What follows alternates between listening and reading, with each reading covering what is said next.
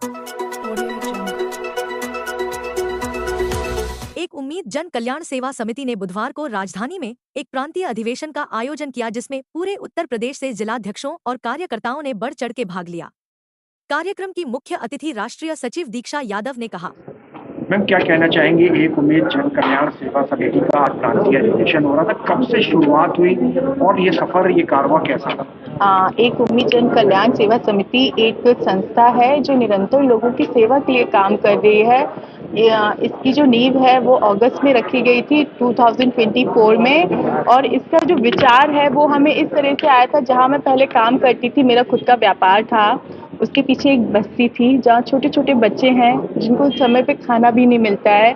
तो मैं समय समय पे उनको अपनी तरफ से जो भी सेवाएं हैं, किताबें हैं, खाना है, जो भी त्यौहार होते थे मैं उनको त्यौहार की वस्तुएं देती थी।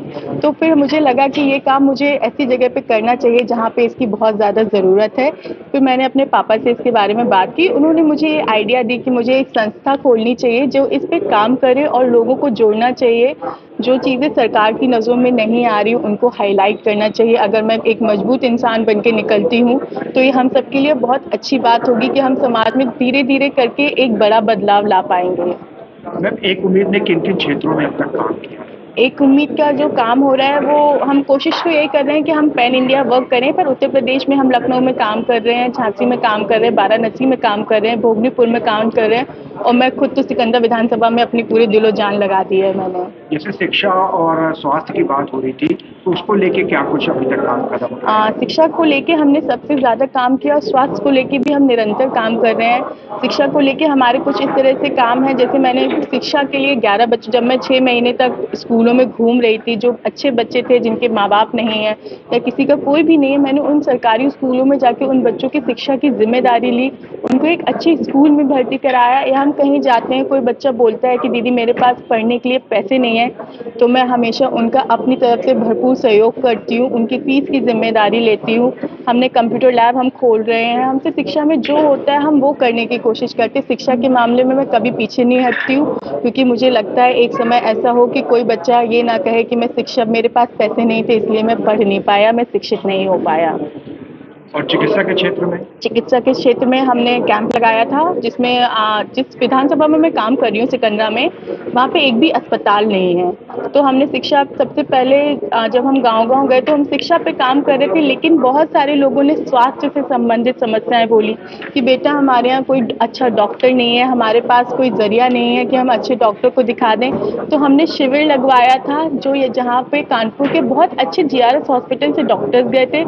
35 से 40 डॉक्टर्स की टीम थी, जिसमें 10,000 से भी ज़्यादा पेशेंट आए थे। उनमें से 5-6 हज़ार का ही इलाज हो पाया था, और हमने उनको मुफ्त दवाइयाँ वितरण की थी। और अभी ये कैंप हम दोबारा लगाने जा रहे हैं, क्योंकि हमने पुराने कैंप से काफ़ी कुछ सीखा था। तो ये कैंप अब 3 हिस्सों में लग रहा है, 9, 10, 11 को, जिसमें हर हॉस्पिटल से, अच्छे हॉस्पिटल से डॉक्टर्स आएंगे, और वही सेम प्रोसेस होगा, मुफ्त दवाइयाँ बांटना और डॉक्टर से जो भी परामर्श है वो दिलाना। मैम आज के प्रांतीय अधिवेशन में कहाँ से लोग आए और किन एजेंडों पे बातचीत हुई है और आगे संस्था कैसे उनको आगे पूरा करेगी? जो आज का प्रोग्राम है उसमें हमारे जहाँ से हमने पदाधिकारी तय किए हैं, वहाँ से आए हुए हैं, जैसे झांसी से आए हुए हैं, भोगनीपुर से आए हुए हैं, और वाराणसी से आए हैं, मध्य प्रदेश से भी आए हुए हैं।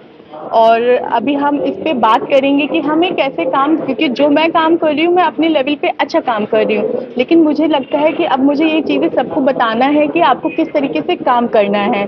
और हमारे एक उम्मीद का बस यही उद्देश्य है कि हम ग्राउंड लेवल पे काम करें, हम हवाबाजी में कम बातें करें, और हमारा काम दिखेगा।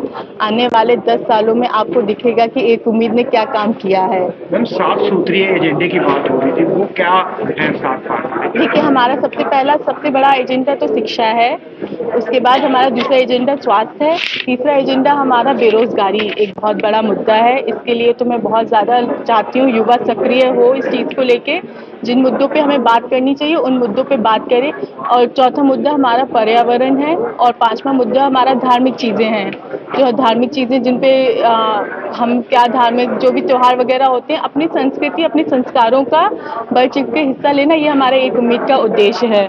और नशा मुक्ति बाकी हमारा उद्देश्य कृषि की स्थिति को लेके, किसानों को लेके भी हमारे काफ़ी सारे कार्य हैं जो हम करना चाहते हैं। मैम बहुत सारे एनजीओ हैं, हजारों की संख्या में एनजीओ हैं, फिर ये क्या सफलता का राज है कि बड़ी संख्या में आपने लोगों को बहुत कम समय में जोड़ लिया है? जो और एनजीओज हैं वो अपना उनका कहीं ना कहीं किसी चीज़ को लेके स्वार्थ है, गवर्नमेंट फंडिंग को लेके चीज़ें हैं कि हमें गवर्नमेंट फंड दे या कुछ करे। और जो हमारा एनजीओ है वो निरंतर बस काम कर रहा है। उन्होंने कोई इस तरीके की बातें, कुछ अनाउंसमेंट नहीं किया। उन्होंने कभी किसी से ये नहीं कहा कि आप हमारे एनजीओ से जुड़िए, ये हो रहा है, वो हो रहा है। हम सिर्फ काम कर रहे हैं ग्राउंड लेवल पे। आप जहाँ देखेंगे वहाँ सिर्फ यही सुनेंगे कि हम काम कर रहे हैं। मैम क्या कहना चाहेंगे, आज समिति का प्रांतीय अधिवेशन है, आपने कार्यकर्ताओं को भी कुछ सीख दी है कि किस तरह से काम करना? प्रांतीय का अधिवेशन है, क्या है कि हम लोग सबसे ज़्यादा काम कानपुर देहात में कर रहे हैं और झांसी एरिया में कर रहे हैं। अभी हमारी जो नई टीम बनी है, जैसे बाराबंकी है, रामपुर है और वाराणसी है, इस जगह जो बनी हुई है, मेरा इंटेंशन ये था कि हमारे सभी जगह से टीम आए और वो देखे कि हम लोग कैसे काम कर रहे हैं, तो हम लोगों उनको भी उनको भी बता सके कि आपको अपने क्षेत्र में इस लेवल पे काम करना है। जैसे स्वास्थ्य को लेके जो हमारी काम करते हैं, क्योंकि बहुत सी स्वास्थ्य की गवर्नमेंट स्कीम है कि लोगों को पता ही नहीं है कि हमें उनका इलाज कैसे कराना है। कुछ का तो हम मदद कर सकते हैं और कुछ के लिए हम गवर्नमेंट से कहते हैं कि उनकी मदद कराते हैं कि आप गवर्नमेंट से, जैसे किसी को मान लीजिए कैंसर जैसी गंभीर बीमारी है, उसके लिए तो एक उम्मीद इतना तो नहीं खर्च कर सकता है, क्योंकि कैंसर एक ऐसा है जो हर 400-500 आदमियों के बीच में है।